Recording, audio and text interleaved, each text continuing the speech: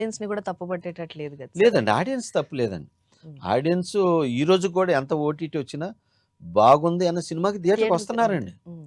వచ్చి అద్భుతమైన సక్సెస్‌లు చేస్తున్నారు. హ్మ్. ఇప్పుడు 'మహావతార్ నరసింహ' ఉంది. హ్మ్. ఒక రకంగా మనం కార్టూన్ ఫిల్మ్ అంటాం. అవును. సో, ఆ సినిమాని కూడా వచ్చి ఆదరించారు గండి. హ్మ్. ఆ సినిమాని చూసారు. రీసెంట్‌గా చిన్న చిన్న సినిమాలు చూసారు. 'లిటిల్ హార్ట్స్' అని గాని, అవును.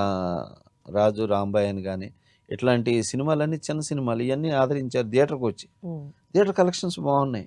ఇన్‌ఫాక్ట్ పెద్ద సినిమాలు ఫ్లాప్ అయ్యాయి. చాలా పెద్ద పెద్ద. సినిమాలు ఫ్లాప్ అవుతున్నాయి. హ్మ్. కొడితే 100,00,00,000, 150,00,00,000 లాస్ వస్తున్నాయి. అవును. చెప్పుకోలేని స్థితిలో కొంతమంది పెద్ద ప్రొడ్యూసర్‌లు ఉన్నారు. హ్మ్. సో, సో అలా చితికిపోకుండా ముందుగానే జాగ్రత్త పడి బాగు చేసుకుంటే హ్మ్. బాగుంటది. హీరోలకి ఏంటంటే ఖర్చు పెట్టించాలి. ఖర్చు పెట్టించాలి అనే దృష్టిలో ఉన్నారు తప్ప, హ్మ్. అరే! నా వల్ల ఇతను రూ. 10 మిగిల్చుకున్నాడు. ఇతని ఫ్యామిలీ బాగుంది అనే పాలిసీని పెట్టుకోవట్ల. హ్మ్. రామారావు గారు, నాగేశ్వరరావు గారు, కృష్ణ గారు, కృష్ణరాజు గారు వీళ్ళందరికీ ఈ ఉద్దేశం ఉండేదండి. ఆ తర్వాత చిరంజీవి గారికి, బాలకృష్ణ గారికి వీళ్ళందరికి ఉన్నాయండి. హ్మ్. ఆ తర్వాత వచ్చేసరికి ఈ రోజున్న జనరేషన్‌లో అల్లు అర్జున్‌కి, పవన్ కళ్యాణ్ గారికి వీళ్ళందరికి ఉన్నాయండి. మహేష్ బాబుకి, ఎన్టీఆర్‌కి వీళ్ళందరికి ఉన్నాయి. హ్మ్. బట్ ఏంటంటే ఖర్చు పెట్టించాలి అనే స్థితి అయిపోయారు. సినిమాలు గాకుండా ఈ సినిమాలకి మీ ఫ్యామిలీ ఎంత సపోర్ట్ జేస్తది? మా ఫ్యామిలీ ఏంటంటే అండి సపోర్ట్ అంటే నన్నెప్పుడు డిస్టర్బ్ చేయరు. హ్మ్. నన్ను ఈరోజు కూడా ఈయనకేమి తెలీదు సినిమా తప్పితే ఆ! అని నన్ను ముందు బాగా చూసుకుంటారు. హ్మ్. బాగా చూసుకోవటం అంటే ఆహ్, టయానికొస్తాడు, పడుకుంటాడు, సినిమానే ఆలోచించుకుంటాడు, సినిమాకి పోతుంటాడు, సినిమాలు చూస్తుంటాడు, సినిమా చేస్తుంటాడు. ఫ్రీడమ్ సో, ఇచ్చేస్తారు. Full freedom. హ్మ్. ఈయన ఆ విషయంగా డిస్టర్బ్ చేయకూడదు అని నన్ను అసలు డిస్టర్బ్ చేయరు.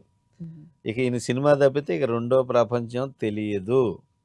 కాబట్టి ఆయన్ని అందులోనే ఉంచేద్దాం అని చెప్పేసి నన్ను అలా ఎంకరేజ్ చేస్తారు తప్ప, హ్మ్. నేను డే అండ్ నైట్ కష్టపడుతున్నా కూడా బట్ నన్ను చాలా ఎక్కడ డిస్టర్బ్ అవ్వకుండా మా ఆవిడ చాలా బాగా చూసుకుంటదండి. సో, మీరు ఇప్పుడు రీసెంట్‌గా చూసిన మంచి సినిమా ఏదన్నా ఉందా సార్? చూస్తూ ఈ ఉంటారా సినిమాలు? అయ్యయ్యో!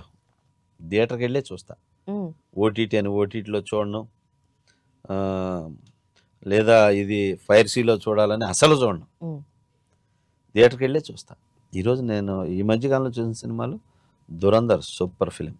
ఓకే. 'దురంధర్' చూశాను.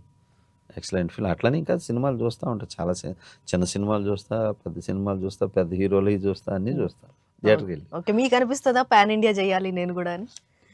నేను పాన్ ఇండియా సినిమాలు నేను ఆల్రెడీ 3 జరుగుతున్నాయి నావి.